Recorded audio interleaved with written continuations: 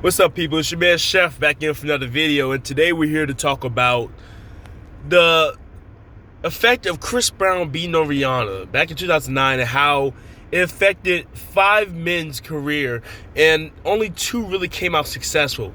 We're talking about Jason Derulo, Tayo Cruz, Trey Songz, of course, who already was relevant but was growing, Jeremih, and Jay Sean.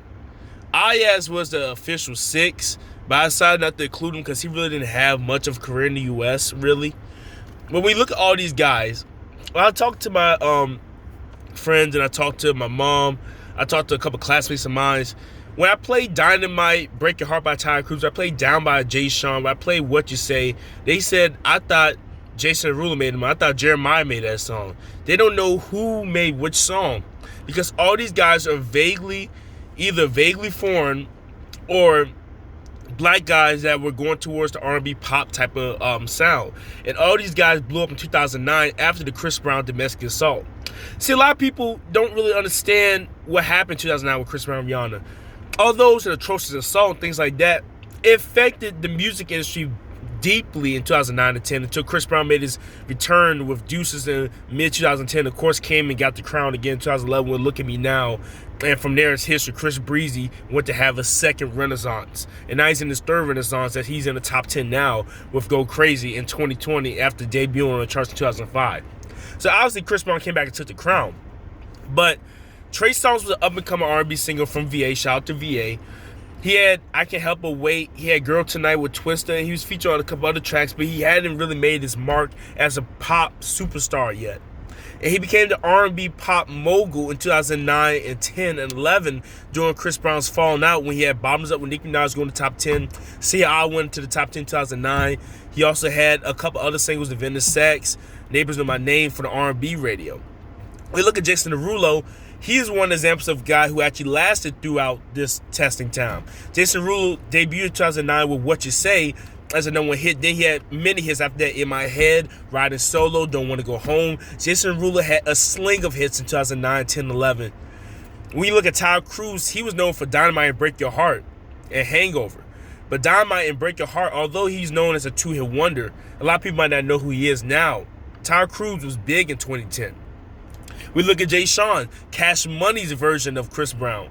He came out with Down with Lil Wayne. Do you remember with Sean Paul and Lil Jon? Those were his two defining hits. And finally, we look at Jeremiah, who is still around today, but not as big as he once was. But I'm a huge Jeremiah fan. I think he's very underrated. He came out with Birthday Sex. In 2011, he came out with Down on Me, which peaked at #4 both. One featured 50 Cent, one alone. So that's just a little history on what happened in 2009 when Chris Brown and Rihanna had a domestic situation. Every major label was trying to replace Chris Brown's spot as that black teen sensation that was going to fill the void between R&B and pop. Justin Bieber, yes, he rose in 2009, but Justin Bieber was the white guy. He was the white, pretty, teeny bopper boy. They needed a black guy or a Hispanic guy, some type of race ethnicity person that would link the bridge between sexy teen pop R&B and just regular pop. Trey Songz was the most viable candidate, and he, overall, in my opinion, had the most career success when it comes to album-wise. Singles-wise, Jason Derulo is the most successful because he's had Talk Dirty, What You Say, Wiggle, Riding Solo, In My Head, his current hit Savage Love, Swallow. Jason Derulo's been in the top 10 multiple times. Trey Songz only been in the top 10, I believe, twice. But Trey Songz sold more overall on album sales. Jeremiah has kept a steady, low-key profile. And a lot of his misfortunes come from him being with the wrong label, which is Def Jam. But he did have Birthday Sex, Down on Me, Don't Tell Him, We, Planes, Dance for Somebody. He's featured on multiple Wale songs, multiple J. Cole songs. So Jeremiah is solidified. And of course, Tayo Cruz and Jay Sean, who I mentioned earlier, they really didn't have much of a career after the 2009-10 Chris Brown scandal. Now, another person who had a resurgence was Sean Kingston. Sean Kingston was a little cold at the time of 2009. He had Fire Burner come out in 2010. He also had a feature with Justin Bieber, which also helped his career for a little while longer. And finally, he got together with Chris Brown in 2013, made Beat It, which was his last big hit.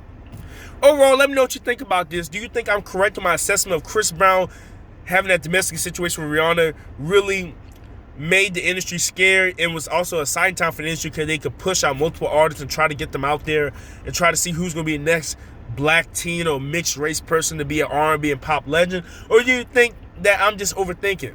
Make sure you comment below. It's your man Chef from Off the Dome. I'm signing out. Peace.